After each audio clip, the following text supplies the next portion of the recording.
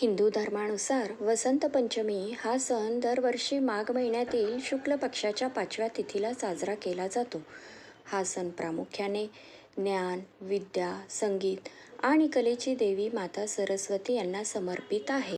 या दिवशी देवी सरस्वतीचा जन्म झाला अशी धार्मिक मान्यता आहे. असे मानले जाते की वसंत पंचमीच्या दिवशी माता सरस्वती पांढऱ्या कमळावर पुस्तक, वीणा आणि हार घेऊन विराजमान झाल्या होत्या. म्हणून या दिवशी माता सरस्वतीची विशेष पूजा केली जाते. तसेच वसंत पंचमीपासून वसंत ऋतू सुरू होतो. शास्त्रानुसार वसंत पंचमीच्या दिवशी माता सरस्वतीची पूजा केल्याने माता लक्ष्मी आणि देवी कालीही प्रसन्न होतात. अशा परिस्थितीत 2024 साली सरस्वती पूजेची तारीख म्हणजेच वसंत पंचमी, पूजेची वेळ आणि पूर्ण पूजा पद्धती जाणून घेऊया. पंचांगानुसार माघ महिन्याच्या शुक्ल पक्षातील पंचमी तिथी 13 फेब्रुवारीला दुपारी 2:41 सुरू होत आहे. तर दुसऱ्या दिवशी 14 फेब्रुवारी रोजी 12:09 संपेल. 14 जानेवारीला उदया तिथी येत असल्याने यंदा वसंत पंचमीचा सण 14 फेब्रुवारीला साजरा केला जाणार आहे. 14 फेब्रुवारी रोजी वसंत पंचमीच्या दिवशी सकाळी 7:01 ते दुपारी 12:35 पूजेचा शुभ मुहूर्त असेल. अशा स्थितीत या दिवशी पूजेसाठी जवळपास 5 तास 35 मिनिटे वेळ आहे. वसंत पंचमीच्या दिवशी सकाळी स्नान केल्यानंतर पिवळे किंवा पांढरे रंगाचे कपडे घालावे. त्यानंतर सरस्वती पूजा करण्याची प्रतिज्ञा घ्यावी.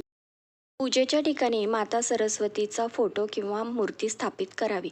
माता सरस्वतीला गंगाजलाने स्नान घालावे. त्यानंतर पिवळे कपडे घालावे.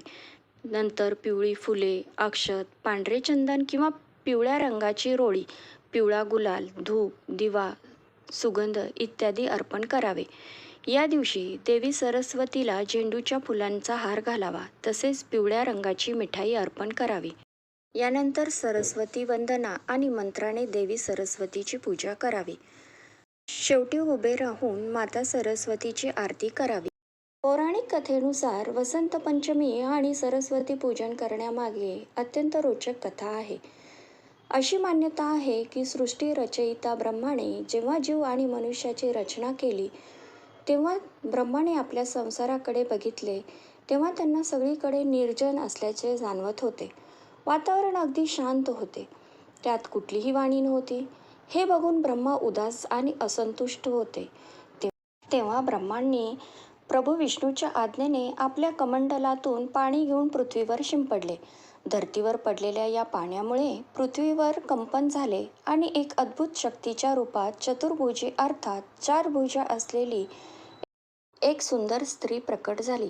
त्या देवीच्या एका हातात वीणा, दुसरा हात मुद्रेवर आणि इतर 2 हातात पुस्तक आणि माळ होती. ब्रह्माने त्या स्त्रीला वीणा वाजवण्याचा आग्रह केला. तेव्हा वीणाच्या सुरामुळे पृथ्वीवरील सर्व जीव जंतूंना वाणी प्राप्त झाली. या क्षणानंतर देवीला सरस्वती असे म्हटले गेले. या देवीने वीणासह विद्या आणि बुद्धी दिली. वसंत पंचमी देवी सरस्वतीच्या जन्मोत्सवाच्या रूपात देखील साजरी केली जाते. या देवीला बागेश्वरी, भगवती, शारदा, वीणावादनी असे अनेक नावे आहेत. संगीताची उत्पत्ती केल्यामुळे तिला संगीताची देवी म्हणून देखील पूजले जाते.